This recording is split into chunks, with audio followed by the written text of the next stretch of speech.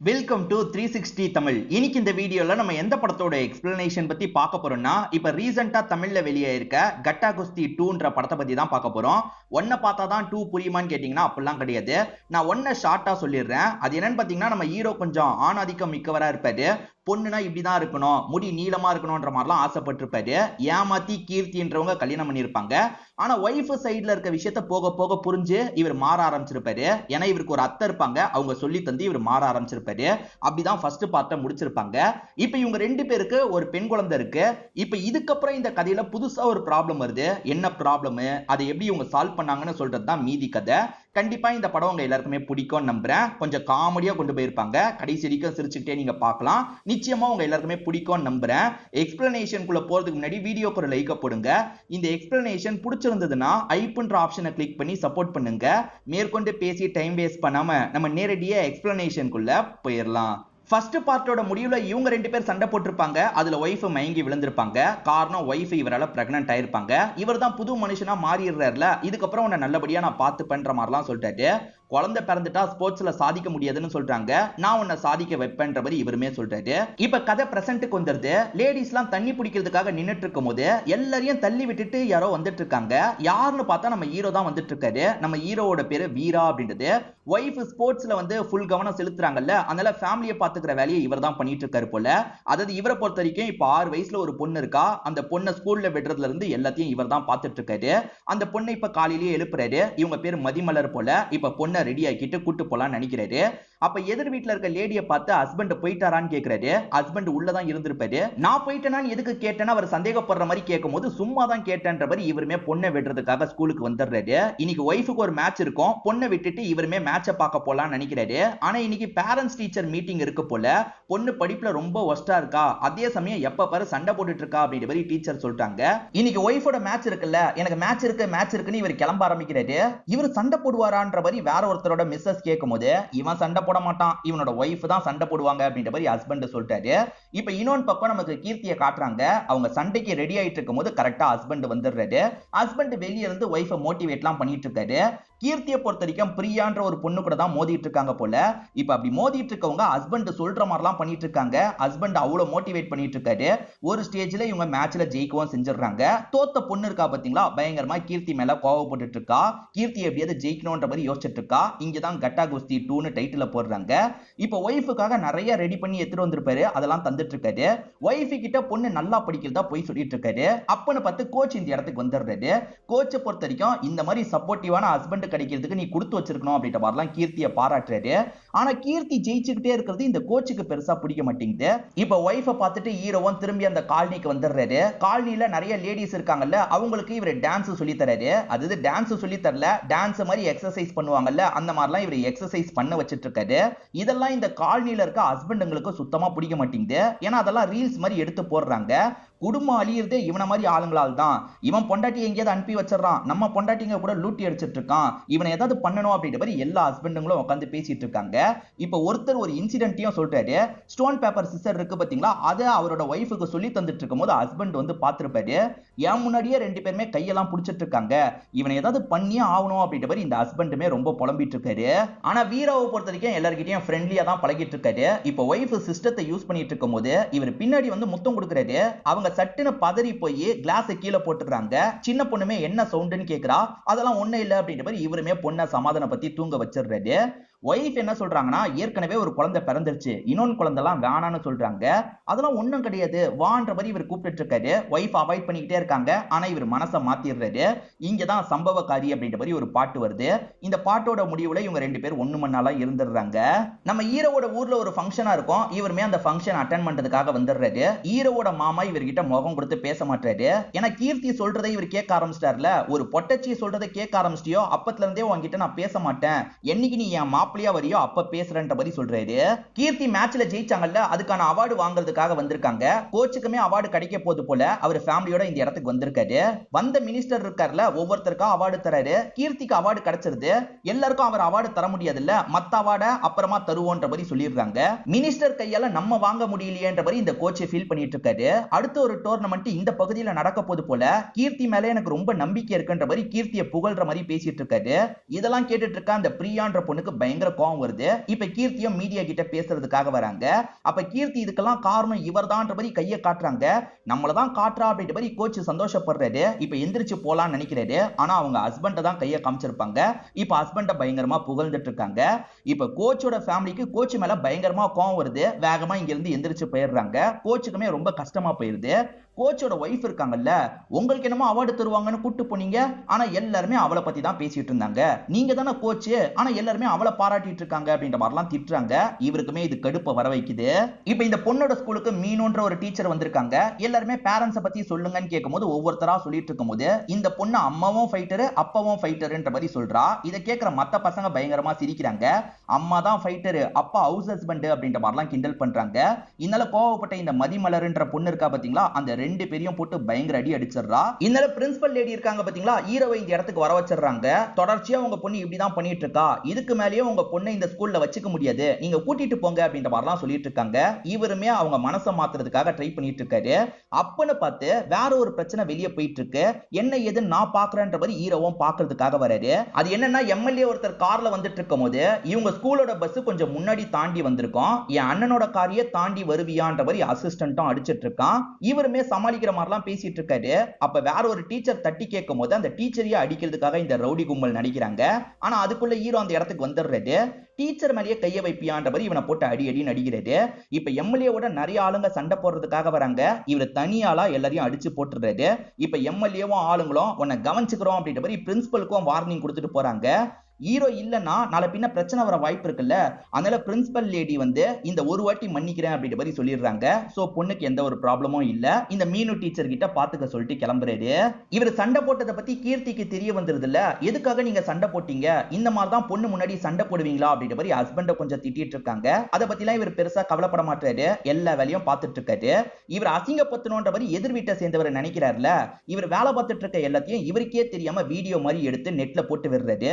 இது மூலியமா எல்லாருமே ஹீரோவை கிண்டல் பண்ணட்டோம்னு நினைக்கிறாரு. ஆனா அங்கதான் ஒரு ட்விஸ்ட். இது மூலியமா ஹீரோக்கு ஒரு பெரிய வாய்ப்பு வருது. டிவி சேனலை சேர்ந்தவங்க ஹவுஸ் ஹஸ்பண்டா இருக்கிறது எப்படி இருக்கு, எங்களுக்காக சமைச்சு காட்ட முடியுமான்ற மாதிரி கேக்குறாங்க. இப்ப டேஸ்ட் பண்றவங்க சூப்பரா இருக்குன்ற மாதிரி இவரை பாராட்டுறாங்க. இது மூலியமா இவருக்கு ஒரு ஃபேம் எல்லாம் கிடைக்க ஆரம்பிக்குது. பிரியான்ற பொண்ணு எப்படியாவது கீர்த்தியை ஜெயிக்கணும்னு நினைக்கிறாங்கல்ல, நீ தான் எப்படியாவது கீர்த்தியை ஜெயிக்கணும், ஜெயிச்சதுக்கு அப்புறம் இந்த கோச் தான் காரணம் என் பேரை நீ சொல்லணும், நம்ம ரெண்டு பேருமே சேர்ந்து வேலை பார்க்கலாம், கீர்த்தியை எப்படியாவது தோக்கடிக்கலான்ற மாதிரி சொல்றாரு. இந்த பிரியான்ற பொண்ணோ சரின்ற மாதிரி ஏத்துக்கிறாங்க. இப்ப இந்த பொண்ணை வெட்டுறதுக்காக ஸ்கூலுக்கு வரும்போதுதான் மீனு டீச்சருக்கு முடி நீளமா இருக்கிறதை இவர் கவனிக்கிறாரு. முடி நீளமா இருக்க பொண்ணை பார்த்து தான் கல்யாணம் பண்ணணும்னு ஆசைப்பட்டிருப்பாரு. ஆனா கீர்த்தி ஏமாத்தி கல்யாணம் பண்ணிருப்பாங்க. இப்ப உண்மையான முடியான்ற மாதிரி இந்த டீச்சர் கிட்ட கேட்கும்போது இவங்களும் உண்மையான முடிதான், இழுத்து பாருங்கன்ற மாதிரிலாம் சொல்றாங்க. உங்க ஒய்ஃபுக்கும் உங்களுக்கும் என்னெல்லாம் நடந்ததுன்றது எனக்கு தெரியுங்க அப்படின்ற மாதிரி சொல்றாங்க.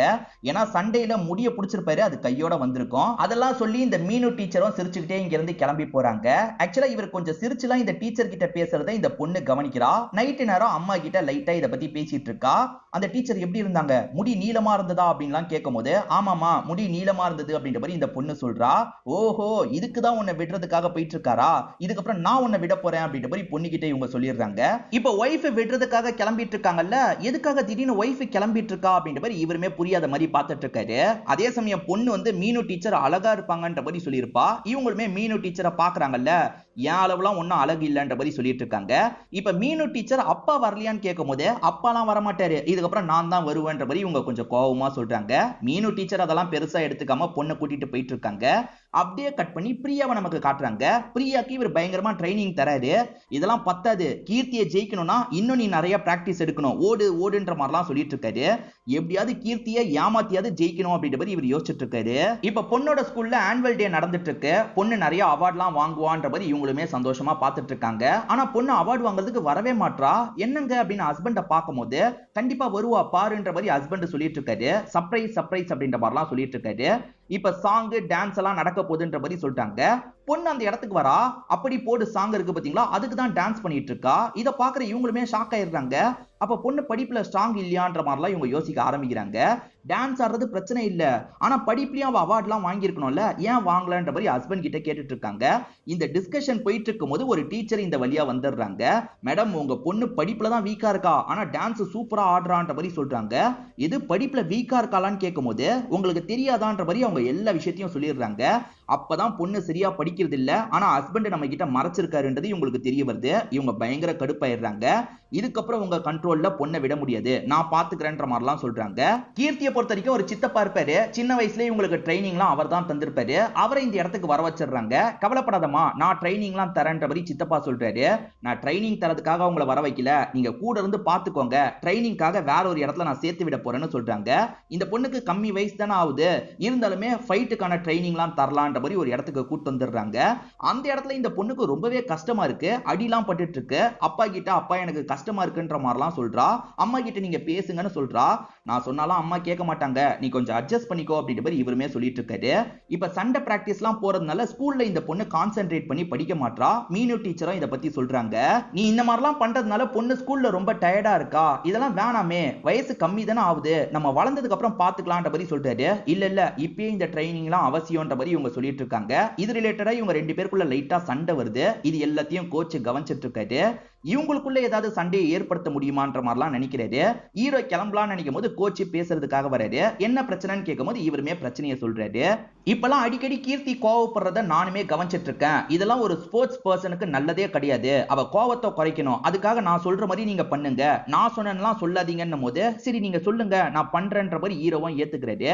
ஒரு டாக்டர் கிட்ட கூட்டு போங்க, அவளுக்கு கொஞ்சம் தெரப்பி மாதிரி தாங்கன்ற மாதிரி சொல்லும் போது ஹீரோவும் சரின்ற மாதிரி ஏத்துக்கிறாரு. ஆக்சுவலா ஒய்ஃபை பொறுத்த வரைக்கும் பொண்ணுக்காக தான் கூட்டு வந்திருக்காரு போல நினைச்சுதான் வந்திருப்பாங்க. ஆனா பொண்ணும் அப்பாவும் வெளியே போனதுக்கு அப்புறம் டாக்டர் இவங்களுக்கு தான் ட்ரீட்மெண்ட்ன்ற மாதிரி சொல்லிட்டு இருக்காரு. எனக்கு எதுக்கு ட்ரீட்மெண்ட், நான் நல்லா தான் இருக்கேன்ற மாதிரிலாம் சொல்றாங்க.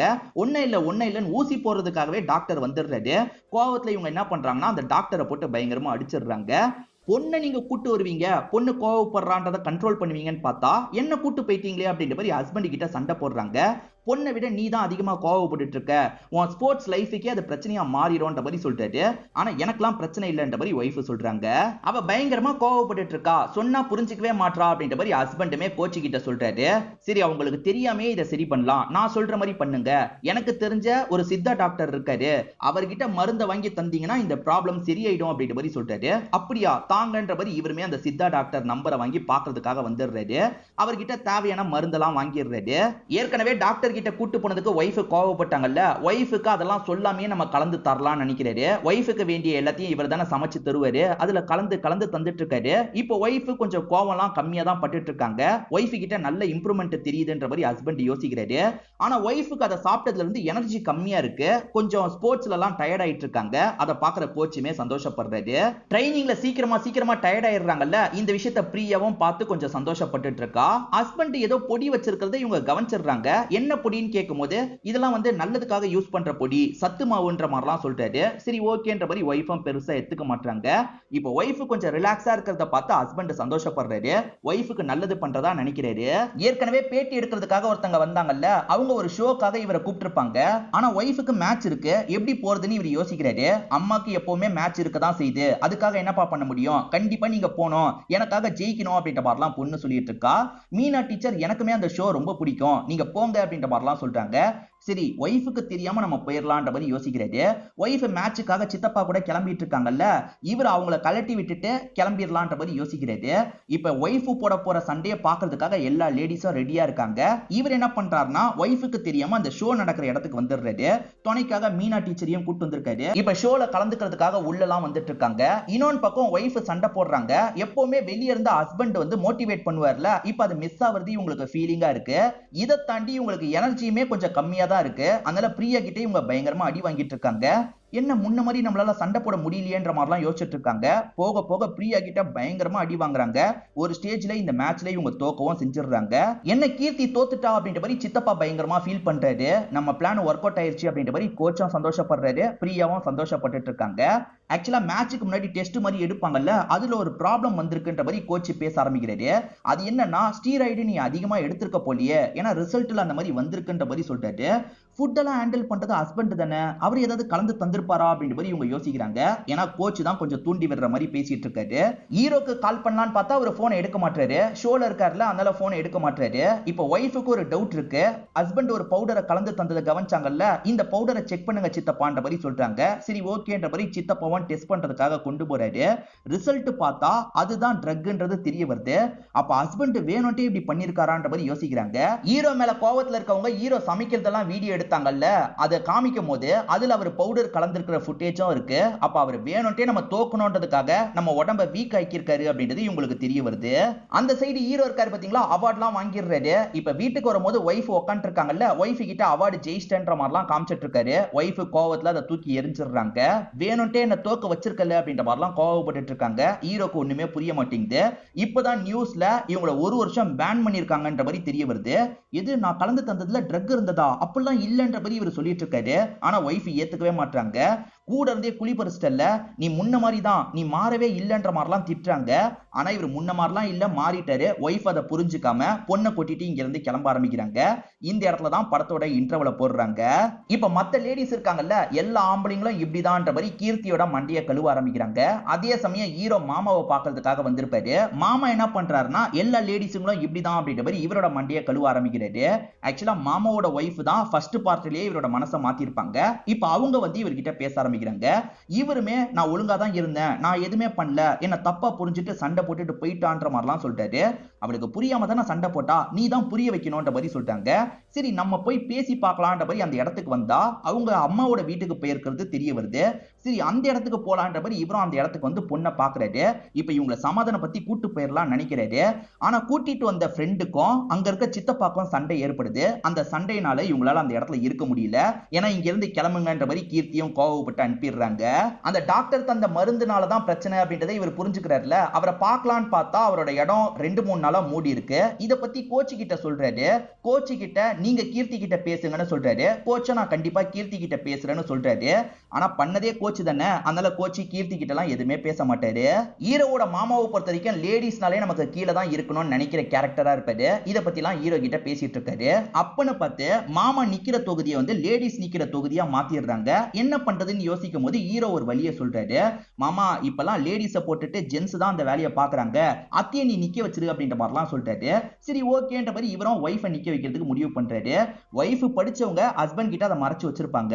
பொண்ணை பொறுத்த வரைக்கும் என்ன பண்றான்னா ஃப்ரெண்டு கிட்ட பேசுறேன்ற மாதிரி அப்பா கிட்ட பேசிட்டு இருக்கா. ஏன்னா நம்பரை மட்டும் ஃப்ரெண்டு நம்பர் மாதிரி சேவ் பண்ணி வச்சிருக்கா. சித்தப்பா சந்தேகப்பட்டு கேட்கும் போது என் ஃப்ரெண்டு கிட்ட தான் பேசுறேன் பாத்துக்கோங்கன்ற மாதிரிலாம் காமிச்சிட்டு இருக்கா. சித்தப்பாவும் பேசிக்கோன்ற மாதிரி சொல்லிடுறாரு. கீர்த்தி ஸ்கூல்ல விடுறதுக்காக வருவாங்கல்ல, கீர்த்திக்கு தெரியாம ஹீரோவும் அப்பப்ப பொண்ணை வந்து பாத்துக்கிறாரு. அதே சமயம் வந்து அத்தை தான் ஜெயிச்சிருப்பாங்க. ஆனா மாமா மாலையெல்லாம் போட்டுட்டு இருக்காரு. நீங்க எதுக்கு மாலையை போடுறீங்கன்னு ஒரு ஆபீசர் இங்கிலீஷ்ல கேக்குறாரு. மாமாக்கு தெரியல. ஆனா அத்தை இந்த இடத்துல இங்கிலீஷ்ல பேசுறாங்க. இவன் என்ன இங்கிலீஷ்ல எல்லாம் பேசிட்டு இருக்கா அப்படின்ற மாதிரி மாமா ஷாக் ஆகுறாரு. அப்பதான் அத்தை படிச்சவங்க அப்படின்றதெல்லாம் தெரிய வருது. பொண்ணு எப்பவுமே போல ஹீரோ கிட்ட பேசிட்டு இருக்கா. அப்பன்னு பார்த்து கீர்த்தி இந்த இடத்துக்கு வந்துடுறாங்க. யார்கிட்ட பேசுறேன்னு கேட்கும் போது இந்த பொண்ணுமே ஃப்ரெண்டு கிட்டன்ற மாதிரி சமாளிச்சிட்டு இருக்கா. ஆனா இவங்களுக்கு டவுட் வருது. அந்த நம்பருக்கு கால் பண்ணலான்னு கால் பண்ணும்போது எதிர ஹீரோ தான் பேசுறாரு. அப்ப இவ்வளவு நாள் ஏமாத்துனியான்னு பொண்ணு மேல கோவப்பட்டு இருக்காங்க. எப்பவுமே போல பொண்ணை ஸ்கூல்ல விட்டுட்டு இவங்க கிளம்ப ஆரம்பிக்கிறாங்க. இவருமே பொண்ணு கிட்ட வேகமா வந்து என்னாச்சு ஏதாச்சுன்னு கேக்குறாரு. நைட் இந்த மாதிரி நடந்துருச்சு, அம்மா திட்டாங்க, எனக்கு ஸ்கூலுக்கு போகவே பிடிக்கல அப்படின்ற மாதிரிலாம் சொல்லிட்டு இருக்கா.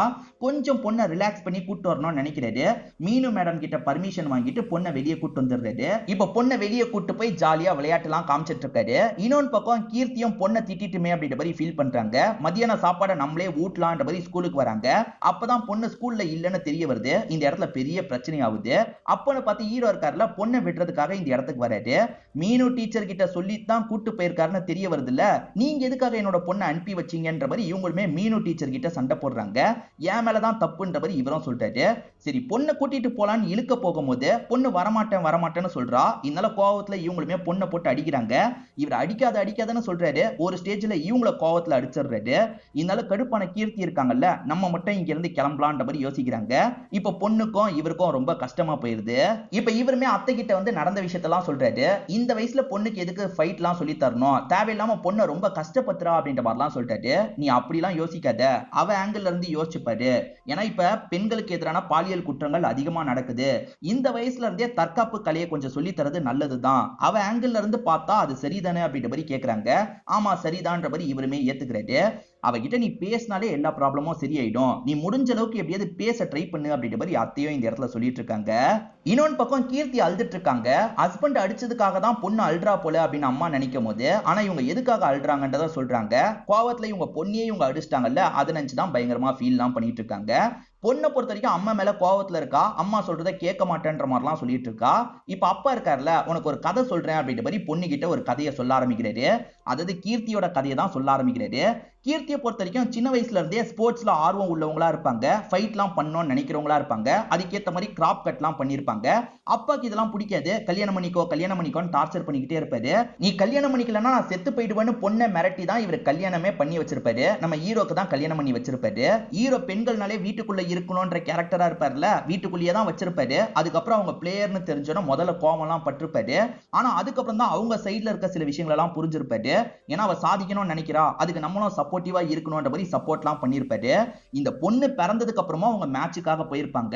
குழந்தை பிறந்ததுக்கு அப்புறம் அந்த மேட்ச் விளையாடுறதுலாம் ரொம்ப கஷ்டம், இருந்தாலுமே அவ விளையாண்டா. அதே மாதிரி உனக்கு தாய்ப்பால்லாம் அப்பப்ப எடுத்து வச்சுட்டு தான் போவா, அவ்வளவு கஷ்டப்பட்டான்ற மாதிரி ஒய்ஃப் பட்ட கஷ்டத்தை பத்தி எல்லாம் இவர் சொல்லிட்டு இருக்காரு. அப்பதான் அம்மா நமக்காக அவ்வளவு பண்ணிருக்காங்க, அம்மா கோவப்பட்டதுக்கு நம்ம இவ்வளவுலாம் கோச்சுக்க கூடாதுன்ற மாதிரி இந்த சின்ன பொண்ணுமே யோசிக்கிறா. அப்பா அம்மா இவ்வளவு பண்ணிருக்காங்களா, நான் அம்மா கிட்ட சாரி கேட்கணும் அப்படின்ற மாதிரிலாம் சொல்லிட்டு இருக்கா. அம்மா எப்ப பாரு கோவப்பட்டுக்கிட்டே இருக்காங்கல்ல, அதனால பொண்ணு கொஞ்சம் கோச்சிருப்பா. இப்பதான் அம்மாவை பத்தி பொண்ணுக்கு தெரிய வருது. அதே சமயம் பொண்ணு டான்ஸ் எல்லாம் ஆடினா பாத்தீங்களா, அந்த போட்டோ எல்லாம் இப்பதான் வந்திருக்கு.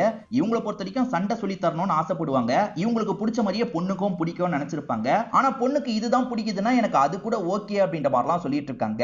பொண்ணுக்கு இதுதான் பிடிக்குது அதுதான் பிடிக்குதுன்னு சொல்ல முடியாதுமா, அவ வளர்ந்ததுக்கு அப்புறம் அவளே என்ன பிடிக்குதுன்றதா சொல்லுவா, நீ சொன்னல அந்த மாதிரி அவளும் சொல்லுவாமா. அப்ப நான் புரிஞ்சுக்காம ஏத்துக்காம இருந்தேன்ல, நீ அப்ப அப்படி பண்ணாத, அப்ப பொண்ணு விருப்பப்படி நடந்துக்கோ, அதுவே சரியாதாமா இருக்கும்ன்ற மாதிரிலாம் அப்பா அட்வைஸ் பண்ணிட்டு இருக்காரு. ஆக்சுவலா பொண்ணு வந்து அப்செட்டா இருக்கிறதுனால ஸ்கூல் பக்கம் வராம இருக்கா. என்ன பொண்ணு வரலன்ற மாதிரி இவங்களுமே ஹீரோக்கு கால் பண்ணி கேக்குறாங்க. பொண்ணு சுத்தமா பேசாம சோகமாவே இருந்துட்டு இருக்கா. இன்னொன்னு பக்கம் சித்தப்பா டைவர்ஸுக்கான வேலையெல்லாம் பண்ணிட்டு இருக்காரு. ஆனா அப்பா கோவப்படுறாரு, நீ எதுக்குடா டைவர்ஸுக்கான வேலை எல்லாம் பண்ணிட்டு இருக்க, இப்ப கூட மாப்பிள்ள ஃபீலிங்ல தான் இருப்பாரு, வீட்டுல போய் பேசினா எல்லா ப்ராப்ளமும் சால்வ் ஆயிடும், நீ வாமான்ற மாதிரி கீர்த்தியை கூப்பிடும் போது கீர்த்தியும் கொஞ்ச நேரம் யோசிச்சுட்டு இருக்காங்க.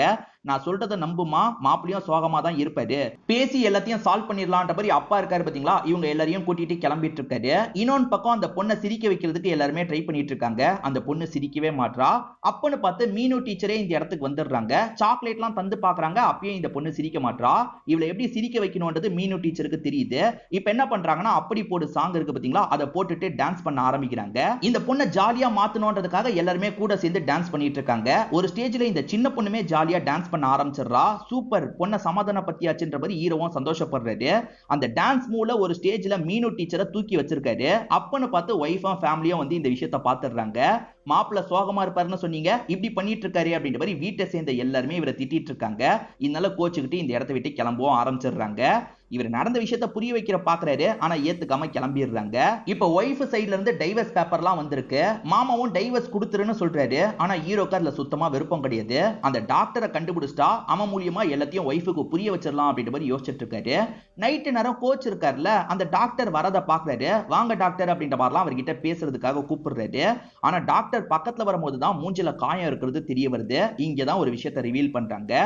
ஹீரோ மருந்து வாங்கிட்டு போகும்போதே அந்த டாக்டர் போன்ல பேசியிருப்பாரு, நான் இந்த கோயிலுக்கு வாரம் வாரம் கரெக்டா வந்துருவேன்னு சொல்லியிருப்பாரு. அது ஸ்ட்ரைக்கான ஹீரோ இருக்காரு பாத்தீங்களா, அந்த கோயிலுக்கு போனா அவனை பிடிச்சிடலாம் அப்படின்ற மாதிரி அந்த இடத்துக்கு வந்திருப்பாரு. கோயில்ல வச்சு அந்த டாக்டரை பிடிச்சிருப்பாரு. டாக்டருமே அந்த கோச்சு சொல்லி தான் பண்ணன்ற மாதிரி சொல்லியிருப்பாரு. நீ எதுக்காகடா பண்ணன்னு கேட்கும்போது கோச்சுமே எதுக்காக பண்ணாருன்றத சொல்றாரு. அதாவது அவளுக்கு ட்ரைனிங் கொடுத்ததெல்லாம் நானு, ஆனா உன்னை புகழ்ந்து பேசிட்டு இருக்கா, இதனால என் ஃபேமிலிலேயே எனக்கு அசிங்கம் ஏற்பட்டது, அதனால தான் இப்படி பண்ணன்ற மாதிரி சொல்றாரு. கோவத்துல இவருமே போட்டு அடி அடி நடிக்கிறாரு. இத பத்திலாம் ஒய்ஃப் கிட்ட சொல்லணும்ன்ற மாதிரி ஒய்ஃபை பாக்குறதுக்காக வந்துடுறாரு. என்ன கோச் சொல்லி தான் இதெல்லாம் நடந்ததுன்னு சொல்ல போற அதானன்ற மாதிரி கேக்குறாங்க. அதான்ற மாதிரி இவர் சொல்லிட்டாரு. ஆனா கோச் அதுக்கு முன்னாடியே என்ன அடிச்சு இந்த மாதிரி ஒத்துக்க சொன்னா, என்ன அடிச்சு தான் ஒத்துக்க சொன்னா, நான்லாம் எதுவுமே பண்ணலன்ற மாதிரி வீடியோ அனுப்பியிருப்பாரு. கோச்சை நீ அடிச்சு ஒத்துக்க வச்சிருக்க, முதல்ல இங்க இருந்து கிளம்புன்ற மாதிரி ஹஸ்பண்ட திட்டுறாங்க. அவன் தான் உன்னை ஏமாத்திட்டு இருக்கான், புரிஞ்சுக்கோன்ற மாதிரி சொல்றாரு. ஆனா ஒய்ஃப் ஏத்துக்க மாட்டாங்க, கிளம்புன்ற மாதிரி அனுப்பி வைக்கிறாங்க. ஒய்ஃபை பொறுத்த வரைக்கும் கண்டிப்பா டைவர்ஸ் வேணும்ன்ற மாதிரி கேக்குறாங்க. அதே மாதிரி குழந்தை என்கிட்ட இருக்கணும்ன்ற மாதிரி தான் வந்திருப்பாங்க. ஜட்ஜா ரம்யா கிருஷ்ணன் தான் வராங்க. என்ன பிரச்சனைன்னு கேட்கும்போது அவங்க வந்து எனக்கு டைவர்ஸ் வேணும், குழந்தை என்கிட்ட இருக்கணும்னு சொல்றாங்க. ஆனா இவரை பொறுத்த வரைக்கும் கண்டிப்பா நான் டைவர்ஸ் தர மாட்டேன்ற மாதிரி சொல்றாரு. என் ஒய்ஃபை நான் புரிஞ்சுக்கிட்டேன், அவ ஸ்போர்ட்ஸுக்கு நான் நல்லா தான் சப்போர்ட் பண்ணேன், நான்லாம் எந்த ஒரு தப்புமே பண்ணலன்ற மாதிரிலாம் சொல்லிட்டு இருக்காரு. என்னம்மா இப்படிப்பட்ட கணவன் யாருக்கு கிடைப்பான் அப்படின்ற மாதிரி ஜட்ஜுமே கேக்குறாங்க. இப்ப இவங்க என்ன சொல்றாங்கன்னா, அவன் நான் ஜெயிக்கணும்லாம் நினைக்கல மேடம், என்ன பொறுத்த வரைக்கும் ட்ரக் எல்லாம் கலந்து தந்து என்ன தோக்கவே வச்சிட்டான். இதை தாண்டி அவனை பார்க்கலான்னு வீட்டுக்கு போகும்போது ஒரு டீச்சர் கூட சேர்ந்த மாதிரி டான்ஸ்லாம் ஆடிட்டு இருந்தான் அப்படின்ற மாதிரி இவங்க சொல்லிட்டு இருக்காங்க. அதே சமயம் அப்படி ஆடினதை வீடியோ மாதிரி எடுத்து வச்சிருப்பாங்க போல. சித்தப்பா இருக்காருல, இவர் ஆடிட்டு இருந்ததை வீடியோ மாதிரி எடுத்து வச்சிருப்பாரு. அதெல்லாம் கோர்ட்ல போட்டு காமிச்சிட்டு இருக்காங்க. ஏண்டா நல்லவன் மாதிரி பேசின, ஒய்ஃப் போய் கொஞ்ச நாள்ல வேற ஒரு பொண்ணு கூட டான்ஸ் ஆடிட்டு இருக்க அப்படின்ற மாதிரிலாம் அவங்க கிண்டல் பண்றாங்க. இவங்க எல்லாருமே மாத்தி மாத்தி பேசுறதுனால ஜட்ஜி ஒரு ஸ்டேஜ்ல கடுப்பாயிடுறாங்க. பிரேக் விடுறன்ற மாதிரி இங்க இருந்து எந்திரிச்சு போயிடுறாங்க. அதுக்கப்புறமா இவங்களுக்குள்ள சண்டை போட்டுட்டு இருக்காங்க. மாமா ஓவரா பேசிட்டு இருக்காரு. உன்னெல்லாம் என்னோட மாப்பிள்ள அப்பயே ஜெயிச்சிருப்பான், நீ வந்து பிரெக்னன்ட் ஆகி மயங்கி விழுந்துட்ட, அதனால தான் உன்னை விட்டுட்டான் அப்படின்ற மாதிரிலாம் சொல்லிட்டாரு. அவனால என்ன ஜெயிச்சிருக்க முடியாதுன்ற மாதிரி இவங்களும் பேசிட்டு இருக்காங்க. ஏன்னா ஃபர்ஸ்ட் பார்ட்டோட முடிவுல இவங்க ரெண்டு பேர் மோதிக்கிற மாதிரி பிளான் இருக்கும். இப்ப அந்த சண்டையை வச்சுக்கிட்டா என்னன்ற மாதிரி மாமா கேக்குறாரு. ஏன் மாமா இப்படி பேசுறீங்க, வேணான்ற மாதிரி ஹீரோ தடுக்கிறாரு. ஆனா ஒரு ஸ்டேஜ்ல கீர்த்தி இருக்காங்கல்ல, ஓகே சண்டை வச்சுக்கலாம், அந்த சண்டையில நான் ஜெயிச்சிட்டேன்னா பொண்ணு ஏன் கூட தான் இருக்கணும்ன்ற மாதிரி கேக்குறாங்க. பொண்ணுமே இதை வச்சு ஒரு ஐடியா பண்ணிட்டு இருக்கா. அப்பா இது மூலியமா தான் அம்மாவை வலிக்கு கொண்டு வர முடியும்ன்ற மாதிரி ஹீரோவோட காதுல சொல்றா. இப்ப பொண்ணு என்ன சொல்றானா, ஓகே சண்டை வச்சுக்கலாம், அப்பா தான் கண்டிப்பா ஜெயிப்பாரு, நீங்க ஜெயிச்சா நான் உங்க கூட வந்துடுறேன், ஆனா அப்பா ஜெயிச்சா நான் அப்பா கூட போக மாட்டேன், நீங்க எங்க கூட வந்துடணும், மூணு பேருமே ஒன்னா இருக்கலாம்ன்ற மாதிரி சொல்றா. கீர்த்தியும் நான் தான் ஜெயிப்பேன், நீ ஏன் கூட தான் வருவேன்னு சொல்றாங்க. சரி சண்டை வச்சு பாத்துடலான்ற மாதிரி பொண்ணு சொல்லிட்டு இருக்கா. ஏன்னா அப்பாவை ஜெயிக்க வச்சு மூணு பேரும் சேர்ந்து இருக்கலாம்ன்ற மாதிரி பொண்ணு யோசிச்சுட்டு இருக்கா. இப்பெல்லாம் இவங்க பேசிட்டு இருக்கும்போது ஜட்ஜ் லேடியே அந்த இடத்துக்கு வந்துடுறாங்க. ஜட்ஜ் லேடியும் அப்ப சண்டையை நடத்துங்கப்பா, நானும் வந்து பாக்குறேன், அந்த இடத்துல வச்சே இந்த தீர்ப்பை தரேன்ற மாதிரிலாம் சொல்றாங்க. ஹீரோவும் வீட்டுக்குள்ளேயே சண்டையை வச்சுக்கலான்ற மாதிரிலாம் சொல்றாரு. ஆனா ஹீரோவோட மாமா இருக்காரு பாத்தீங்களா, இப்ப பேனர் அடிச்சு எல்லா இடத்துலயும் ஒட்டி வச்சிடுறாரு. என் மாப்பிள்ள தான் ஜெயிப்பான்ற மாதிரி பயங்கரமா பேனர்லாம் அடிச்சிருக்காரு. இப்ப அந்த சண்டையை பாக்குறதுக்காக டிக்கெட்லாம் எடுத்துட்டு இருக்காங்க. அந்த அளவுக்கு கூட்டம் சேர்ந்துருது. இப்ப ஜட்ஜ் மேடமும் இந்த இடத்துல மேட்சை பாக்குறதுக்காக வந்துடுறாங்க. எப்படியாவது மேட்ச்ல ஜெயிச்சு ஒய்ஃப் கூட சேர்ற வழிய பாருன்ற மாதிரிலாம் சொல்லிட்டு போறாங்க. இவருமே பொண்ணுக்காக மேட்ச்ல ஜெயிக்கணும், அப்பதான் ஒய்ஃப் கூட சேர முடியும்ன்ற மாதிரிலாம் யோசிச்சுட்டு இருக்காரு. இப்ப இவருமே மேட்சுக்கான காஸ்டியூம்லாம் போட்டு வந்துடுறாரு. ஆனா ஒய்ஃப் இருக்காங்க பாத்தீங்களா, சாரியில தான் இந்த இடத்துக்கு வந்திருக்காங்க. இந்த மேட்சை தொகுத்து வழங்குறதுக்காக யோகி பாபுவை வர வச்சிடுறாங்க.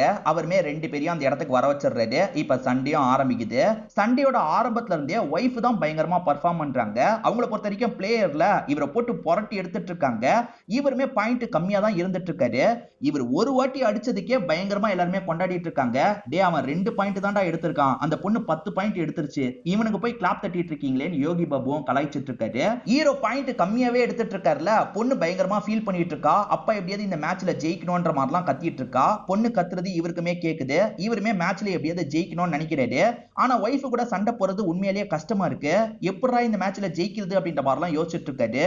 பொண்ணுக்காக நம்ம ஜெயிச்சு தான் ஆகணும்ன்ற மாதிரி இவருமே சண்டை போடுறாரு. இப்போ ஒய்ஃபை போட்டு கொஞ்சம் அடிக்கிறாரு. அப்படி அடிச்சிட்டு இருக்கவரு ஒரு ட்ரிக்கை யூஸ் பண்ண ஆரம்பிக்கிறாரு. அதாவது ஒய்ஃப் கூட கொஞ்சம் ரொமான்ஸ் பண்றதுக்கு ட்ரை பண்ணலாம்னு நினைக்கிறாரு. உதாரணத்துக்கு அவங்க அடிக்கிறதுக்காக வரும்போது அவங்க இப்புல கைய வைக்கிறாரு. அதே மாதிரி சட்டுன்னு முத்தம் தராரு. இந்த மாதிரிலாம் பண்றதுனால ஒய்ஃப் கொஞ்சம் வீக் ஆகுறாங்கல்ல, அப்படி வீக் ஆகும் போதெல்லாம் இவர் ஸ்பியரா போடுறாரு, தூக்கி தூக்கி போடுறாரு. இவருக்கு நிறைய பாயிண்ட் கிடைக்குது. ஒரு ஸ்டேஜ்ல இவங்க ரெண்டு பேருமே ஈக்குவல் பாயிண்ட்ன்ற நிலைமைக்கு வந்துடுறாங்க. யாரு ஜெயிக்க போறாங்கன்ற இவங்க எல்லாருமே ஆர்வமா பார்த்துட்டு இருக்கும்போது திடீர்னு ஒய்ஃப் மயக்கம் போட்டு கீழே விழுந்துடுறாங்க.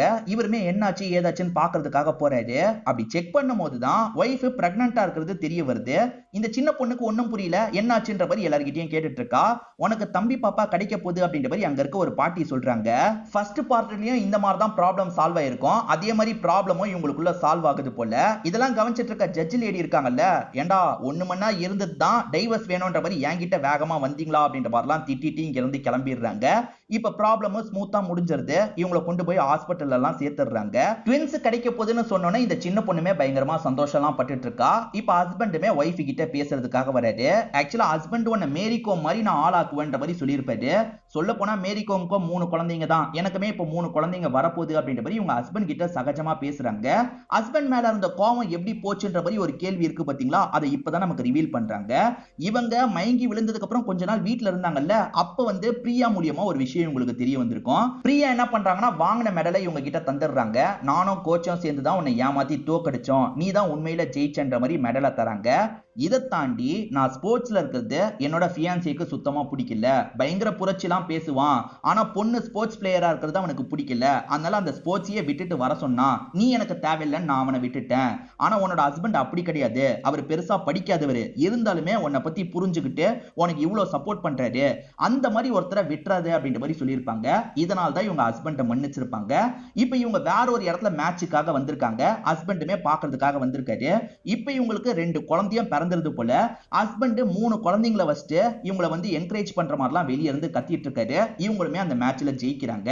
ரொம்ப சப்போர்ட்டிவ் ஹஸ்பண்டா இருக்காருன்ற மாதிரி காமிச்சு நமக்கு படத்தோட கதையை முடிக்கிறாங்க. கண்டிப்பா இந்த படத்தோட கதையும் என்னோட எக்ஸ்பிளனேஷனும் உங்களுக்கு பிடிச்சிருக்கும்னு நம்புறேன். இந்த வீடியோ உங்களுக்கு பிடிச்சிருந்ததுன்னா லைக் பண்ணுங்க, கமெண்ட் பண்ணுங்க, மறக்காம 360 தமிழ் சேனலை சப்ஸ்கிரைப் பண்ணுங்க. தொடர்ச்சியா இந்த மாதிரி வீடியோக்கள் வந்துகிட்டே தான் இருக்கும்.